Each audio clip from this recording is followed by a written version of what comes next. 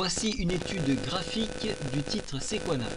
Sequana en mensuel, donc c'est le graphique que je vous affiche. Vous voyez qu'on est dessous la moyenne mobile 7 mensuelle à 1,57. Alors ça c'est dangereux parce que si on ne la récupère pas, on est dans le vide ici. Vous voyez qu'on est sur un support, et là je vous le matérialise, un support qui a 1,50 et ce support là il ne faut absolument pas qu'il lâche car nous n'avons pas de boucle de rattrapage. Donc attention aux extrêmes, lorsqu'on se trouve sur des points bas, on peut avoir des accélérations qui pourraient nous tirer vers le bas parce qu'il y a des stops qui sont positionnés sur les points les plus bas. Donc attention à préserver en mensuel ce point là. Maintenant il va falloir défendre les 1,57 pour envisager un remont technique en direction des 2,58 qui sont en 2,50 pardon, 2,58 qui sont en mensuel. Donc ça il va falloir surveiller. Graphiquement, donc vous voyez qu'on est mal orienté. Au niveau des indicateurs, c'est neutre, donc on ne peut pas vraiment en tirer quelque chose. Donc maintenant je vais passer en hebdomadaire.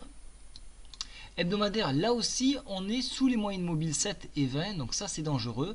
On voit le support qui a été travaillé sur la borne basse et le creux en pince ici. 1,35 ici qui a été travaillé. Et on voit la dernière borne, alors je vais je vais un petit peu le déplacer. Alors, pas dupliquer mais le déplacer. Alors je vais l'enlever. Voilà, on le remonte un petit peu. Déplacer. Voilà, je vais essayer de me mettre pile poil sur la bonne borne. Ça va être assez dur. Ouais, il manque de précision.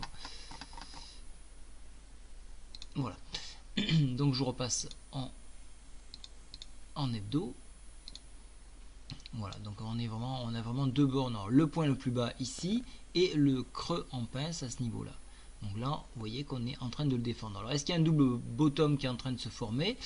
C'est une éventualité. Avec, il faudrait dépasser la zone des 2,03 pour envisager un retour beaucoup plus haut au contact de la résistance de la moyenne mobile 20 en mensuel.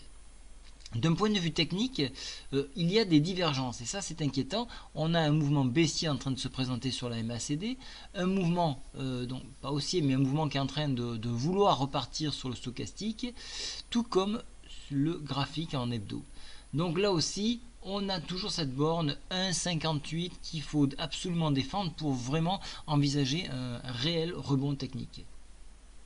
S'affranchir de 1,61 en hebdo permettrait donc de valider un retour sur cette borne là qui a été travaillée, la zone des 1,85. Maintenant en journalier, alors, il y a un travail qui a été bien fait. On le voit ici puisqu'on a dépassé les moyennes mobiles 7, la 20, on s'appuie dessus, donc ça c'est très sain. On vient donc après cette hausse là chercher à consolider sur les supports, donc il va falloir qu'il y ait du volume ici pour montrer qu'il y a du monde. Ici c'est pas mal, déjà on a des volumes qui sont supérieurs à la normale, donc ça peut nous donner cette idée là. Alors l'orientation est très bonne en journalier, donc j'attendais de voir la fin de journée, savoir si c'est concrétisé, si le support des 1,48 est préservé, mais si pendant plusieurs jours on arrivait à préserver ce support là, même si on stagne, on pourrait inverser la tendance hebdo et à ce moment là offrir donc une ouverture par le haut. Voilà, donc dans tous les cas on surveille le support 1,48 et sur des bornements des 1,58, là on ira plutôt vers les bornes des 2 euros et puis 2,50 si ça se concrétise encore mieux pour le mensuel.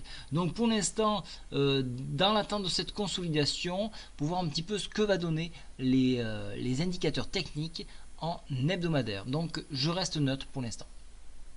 Au revoir.